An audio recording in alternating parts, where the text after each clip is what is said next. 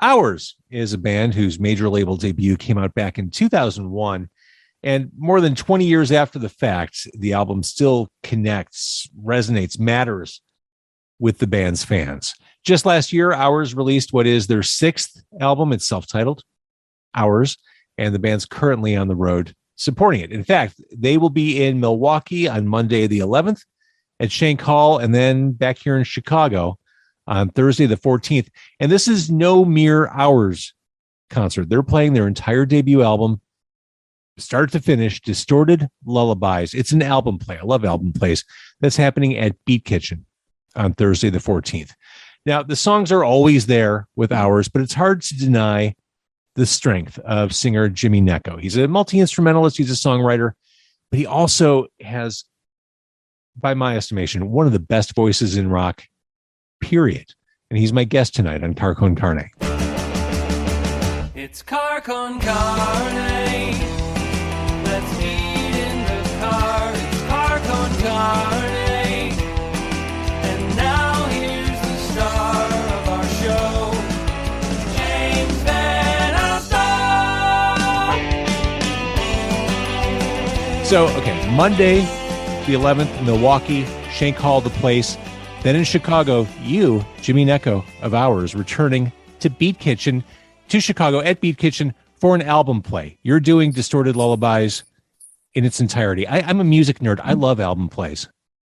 Yeah, me too. Me too. Yeah, and it's kind of lost art at this point. So, yeah, anytime anybody really puts an effort into making an album from beginning to end, to me, it's pretty exciting at this point, That album has endured so much. I don't want to embarrass you, and I'm not trying to embarrass you.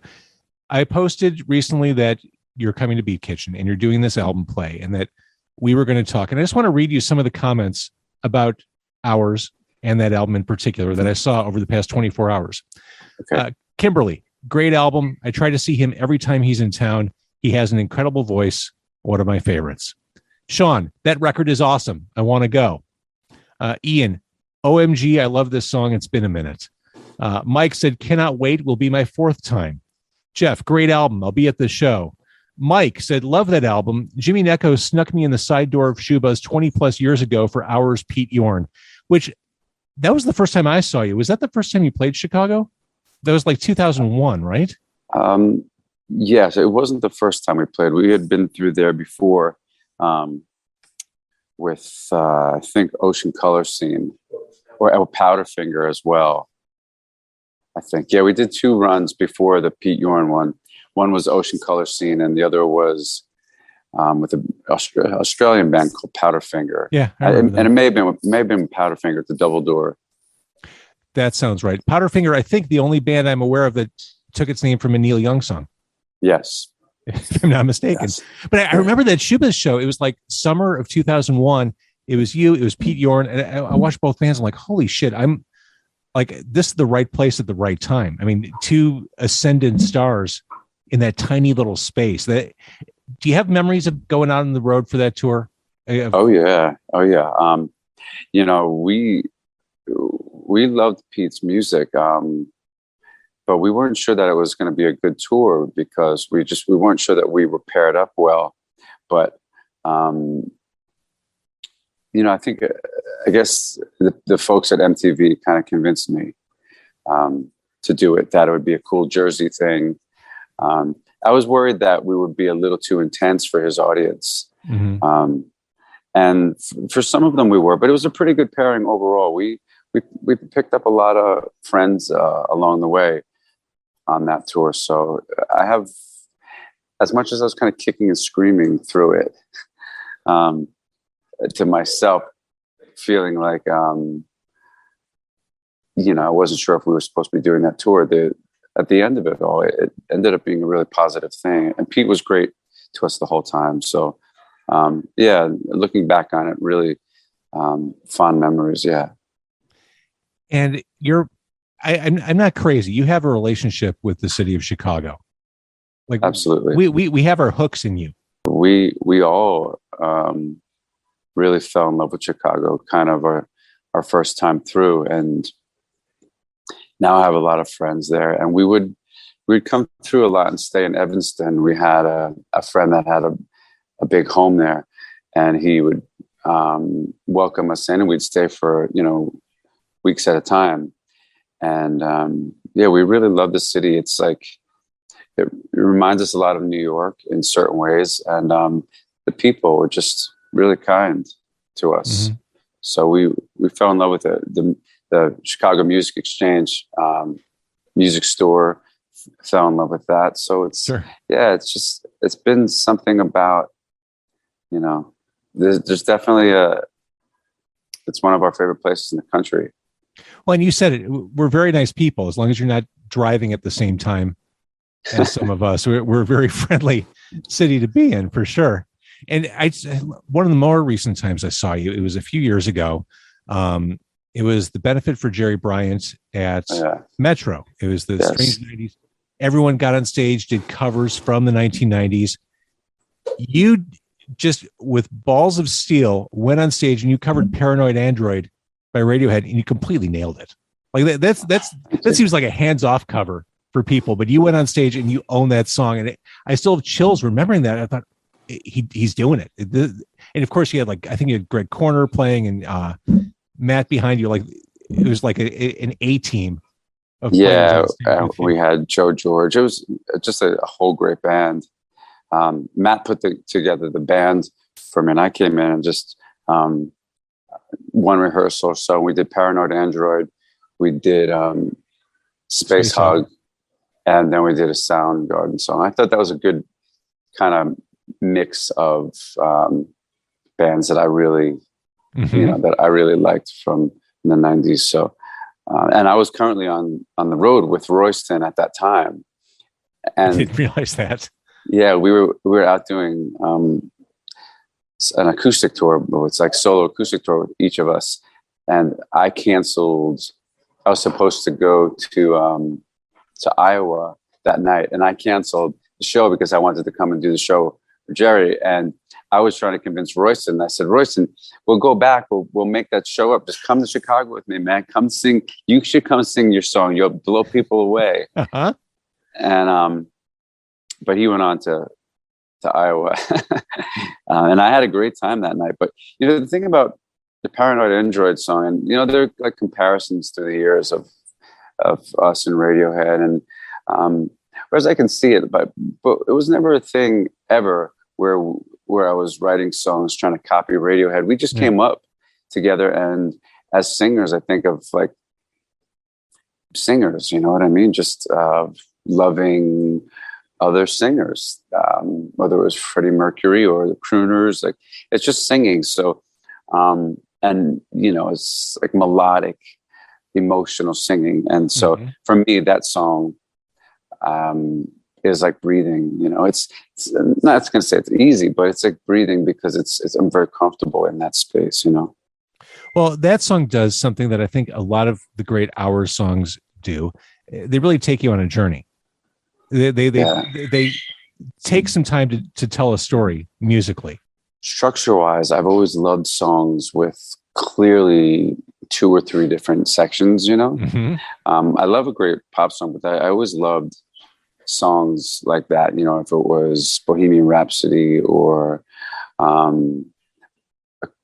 something like Age of Aquarius, or even Stairway to Heaven kind of has 2 kind of different sections. Just like classical music, I love stuff like that. Doors music, where it goes from one whole thing and then within the same breath changes over and you're in a completely different space, and there's like a transformation that happens. And I was so happy to see Radiohead really take those chances on OK Computer and do that. And so really fell in love with them at that point. I wasn't in before that for the first 2 records because we were doing our thing, and I was kind of trying to stay away from it. But once they did that record, there was no hiding from it. They just became the greatest band in the world, in my opinion. It's Paranoid Android is it's really a trip. It's like something off of Dark Side of the Moon to me. For sure. Well, thinking about those big epic Hours songs. I mentioned at the onset, the new album itself, titled, came out last year. One of, I think, the bigger feeling songs, one of the more dramatic sounding songs on the album is Lose Control. I think this is a song where we find you doing some of your most intense vocal calisthenics on the album. And that's saying something. Yeah. Oh, it's definitely, I think it definitely feels like what I've been trying to do with Hours for a long time, like realization of some ideas, you know, a combination of the like the tom grooves and really lush, and then like soaring vocals and high emotion without necessarily specifically being hard rock or anything. It's just high intensity, you know, but still with a lot of texture and sonic colors, you know, like lush. So yeah, we have a great time playing that, and I'm so happy that it's part of our catalog now. We get to play it, and that's like the last bunch of years I spent that time building the catalog, mostly for the live experience, you know. You mentioned, or we talked about your music being emotional and personal.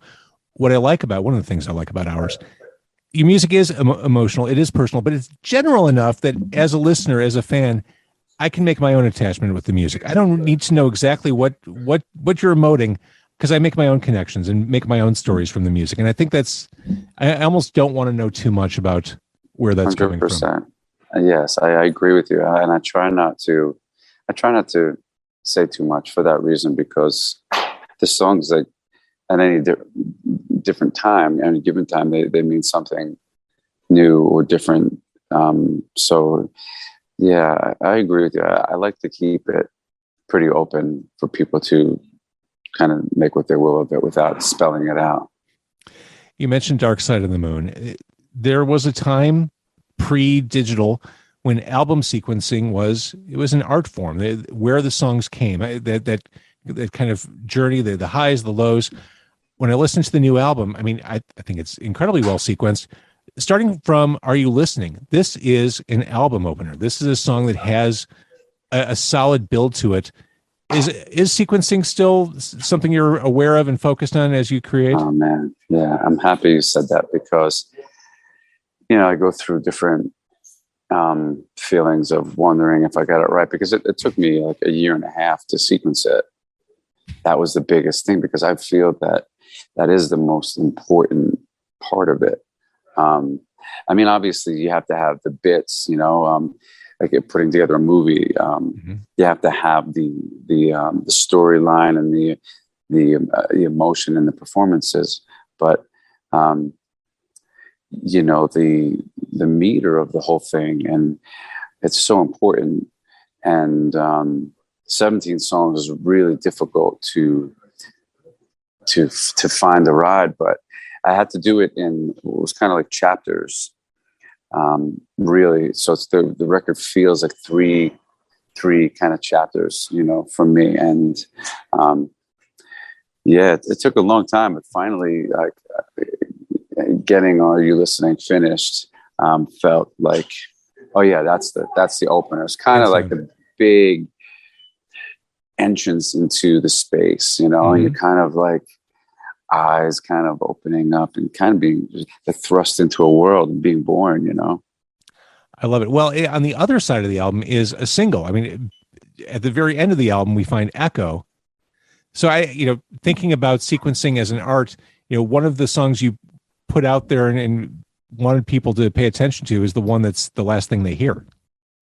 Yeah. And that, you know, we can talk about it and say it was a smart move, or it's a really not a smart move.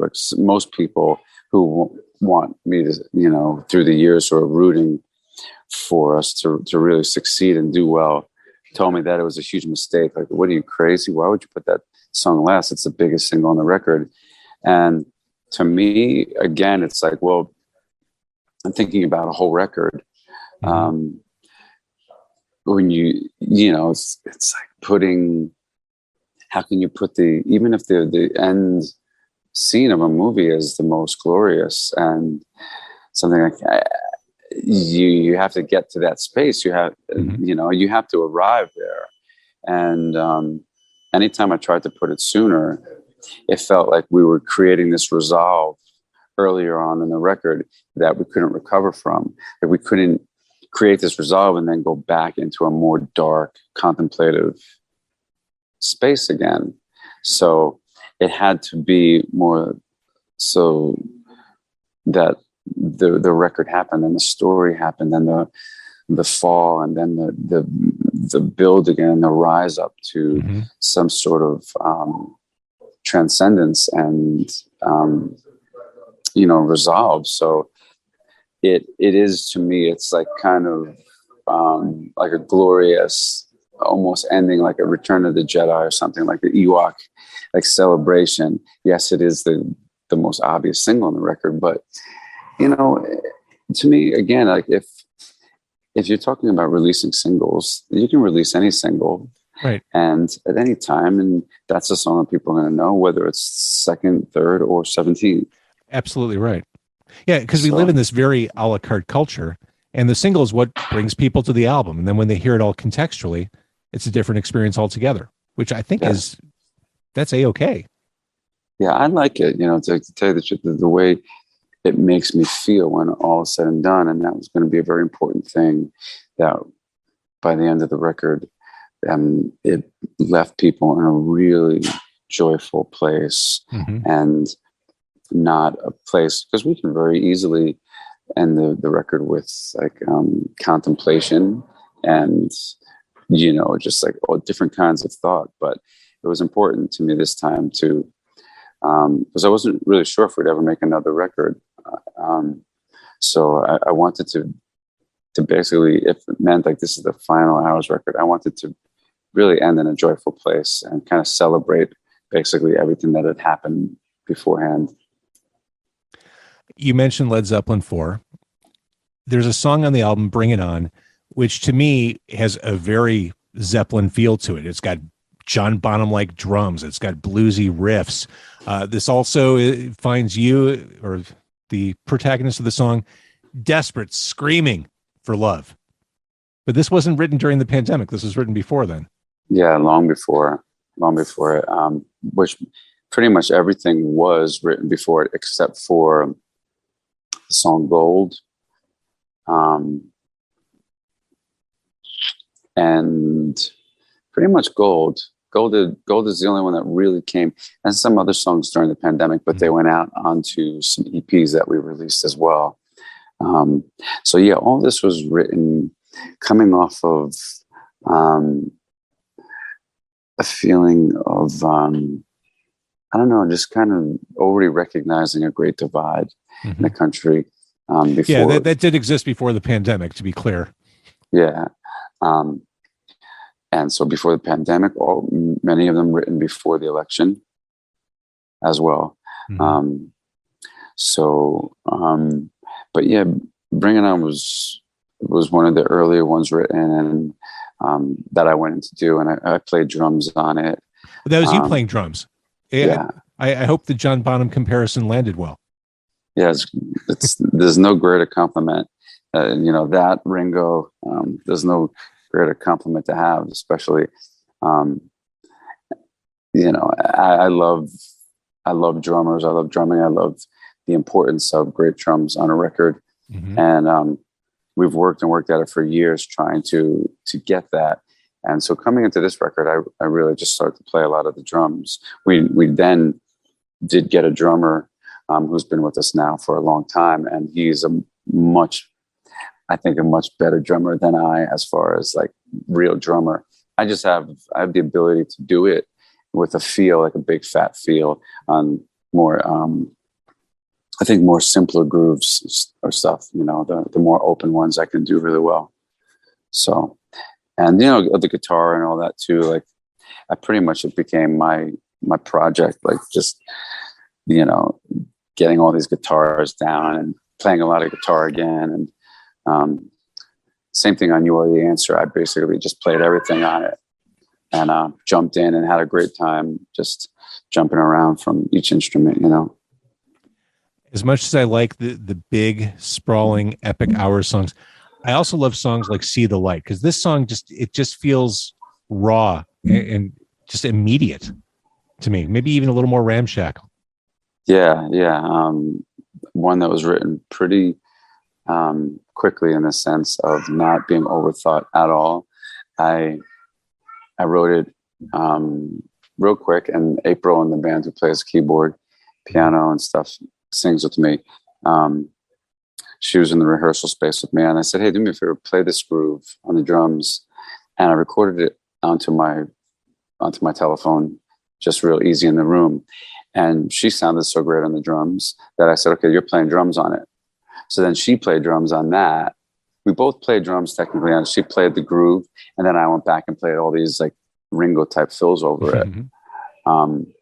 So yeah, that one, like, it's a kind of a banger, but it's again like unexpected that she played the drums on it. We kind of do that. We jump around, You said just a couple minutes ago, if this is to be the last Hours album, is that a thought? Is that a real thing we should be thinking about? It's hard to say because it's a little difficult to say. We're still sitting on one more that hasn't been released with all these other songs that didn't fit on the album. Mm-hmm. So technically there could be even another one, but it's really difficult to think beyond that at this stage of the game. This took so many years to get this record, because I kind of recorded a few at once, and kind of just put them out. I kind of drizzled them out because in a way that, again, wouldn't be advisable as far as proper promotion and all that. But I was just been more interested in getting as much done and getting it out into the world while I can do that. While I can still sing this way and all of that stuff. So I've been more, just concerned about that, because some of the things that come up in the meantime over the years, like singing with some different bands and stuff. And as much as I was flattered by them asking me or excited about jamming with some of them, I just felt like, whoa, I think my mission here is to finish these songs that I have, because I was sitting on like 200 of them. So I got around 80 done so far of the 200 that I was sitting on. This is whatever becomes of Hours, you will always be that artist writing, creating, squirreling away in a room with a guitar or an instrument or a microphone, just expressing those thoughts somehow. I think so. Yeah. Regardless of whether you call it Hours, I feel like I can't imagine you not doing this. Yeah, I can't either. So I hope I can keep doing it. So back in the beginning of the century, the turn of the century, you were a major label artist. Things were 20 years ago doesn't seem like that long ago, but it is a lifetime ago when you consider how different conducting yourself as a touring band, as a recording band is. What upside have you experienced not being tethered to the machine? I mean, obviously there are financial concerns. Maybe things aren't as rosy. I don't know, but I feel like I don't want to put words in your mouth, but I feel like the ability for you, the artist, to connect is greater in the present day than it ever was back in, say, the DreamWorks days. Yes, that part is all great. We just need, to tell you the truth, the only thing we really need right now is just like some finances for proper promotion of shows and the album. Like, we make an album, we'd love to have billboards all over the country, right. all over every major city, or at least. And I think that's just where we're lacking. What we've gained is the complete creative control to be able to finish everything exactly how I want to. And I think it's like it's so weird, it comes down to this thing that starts to get taken out of it. Like, as you go, like, you might become more successful, but like there's certain aspects of the meaning that get taken out of it. And I've gotten everything back to where it all means something to me again. I'm doing it for those right reasons. And the people who should be taken care of are taken care of. Or sometimes when you're on the label and stuff, they really step on people who are important to the situation and the project. And because it's not a part of their agenda to care about that person. And that was the part that was really difficult for me to see through the years. And part of why everything took so long, because I was always protecting everybody close to me. And, label doesn't always like that. They want you to they want you to show them that you're willing to do anything. And doing anything means, fuck your friends over, or just leave your friends if you need to, and put yourself first, put your career first. And I get that. I understand that. And that's important. But sometimes they fail to see contribution and importance of some of the people that were with me. And now I'm the one that sees, and I know what everybody does, and I can treat them accordingly. And that kind of freedom on top of the creative freedom is so much more rewarding, and it makes me want to keep doing it. So if we just had, a couple $100,000 drop from the sky for promotion on things, there'd be no question. I would never, ever, ever think about a label ever. There's no need for it other than like a bank.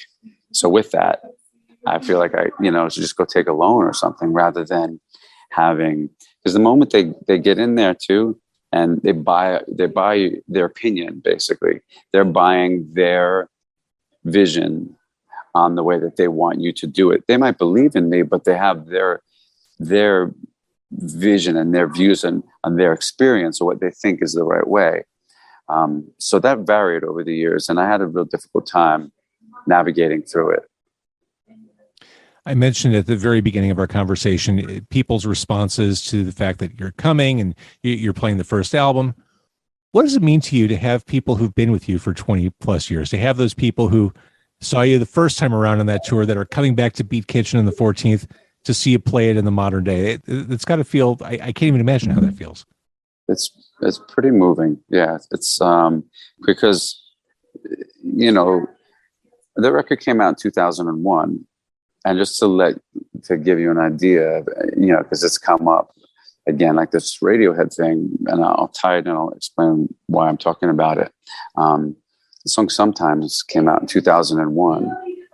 I wrote it in like 1990, 91. Okay. Long before any of us knew about any Radiohead or anything like that. Yeah. Because it's a similar thing, and sometimes it goes ow, ow, ow, ow, ow, as this Radiohead song called Talk Show. It goes ow, ow, ow, ow. And I remember sitting in the movie theater when I heard the Radiohead song going in 95 or so, going, oh my God, what am I going to do? And can you hear me still? Oh, I can hear okay? You. Okay. Yeah, we're all good. Good.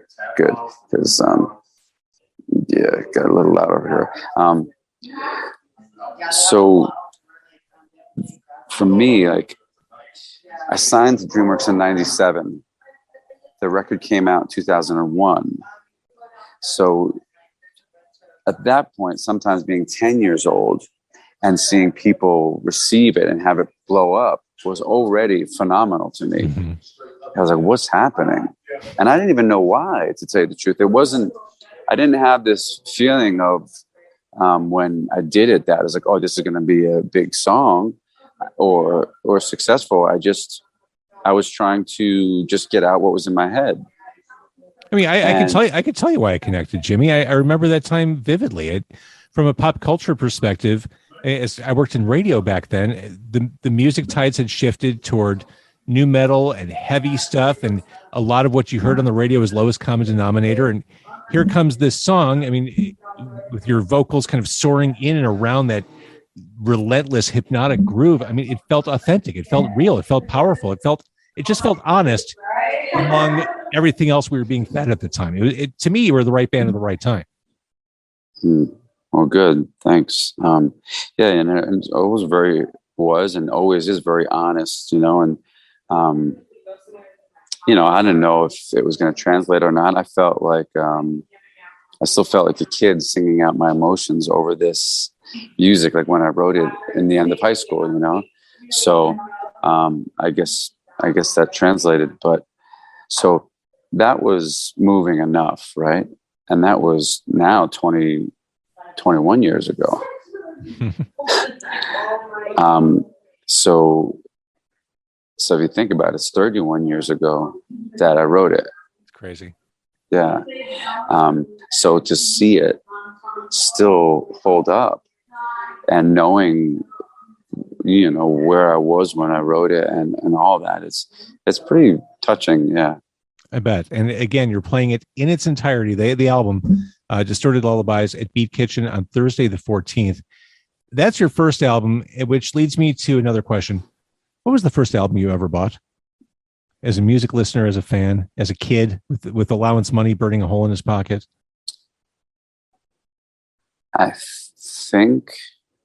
I'm pretty sure that it was,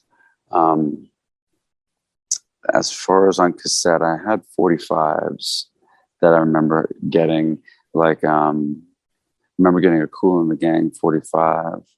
I remember getting a Meatloaf 2 out of 3 Ain't Bad 45. But the first cassette that I remember buying was Run DMC. Was this Raising Hell, or was this before then? It was the one with money is the key to end. Oh, it's like that. Whatever. That was the first one, I think. It was the first Run DMC record, I think. That's awesome. And then I was really into stuff like that for a long time. More rap and like Michael Jackson, New Edition, all the Motown stuff. I was more into that than I was rock. The rock thing didn't happen until kind of even after high school, because through high school I didn't feel I was much rock. So, and then even with the rock, I felt my voice was a little clean for rock. So I always thought that I should be in more of like a Depeche Mode type, new wave band, because of the low part of my voice and how more clean my voice was. I didn't have a very raspy voice. So I always connected to things like, people are people, so why should it be? I always felt that was more my kind of thing. But as time went on, I learned how to really lean in, and it became I started to really find a niche for the more intensity. And when I realized that I could do that, and I saw how I would see people kind of go like that, Well, and so that makes me wonder, Jimmy. I mean, you're on a night off. You're on the road right now. You do give it all when you sing. Should you even be talking on your nights off? I mean, to a certain extent, should you be preserving your voice, or do you preserve your voice on off nights? I normally try to, yes. Well, thank you for your sacrifice tonight. I'm happy to talk to you. So it's okay. But I normally take it pretty easy on days off and rest my voice. All right. Well, rest your voice. Go back on the road. We're going to see you in Milwaukee on Monday the 11th. We're going to see you back here in Chicago doing the first album. It's in its entirety. Oh my God. On the 14th at Beat Kitchen. I'm wearing the ceremonial garb just for the occasion. Awesome. A pleasure talking to you. We love you here in Chicago, Jimmy. Thank you. Well, we love you all in Chicago as well. And we hope we keep coming back and keep doing it.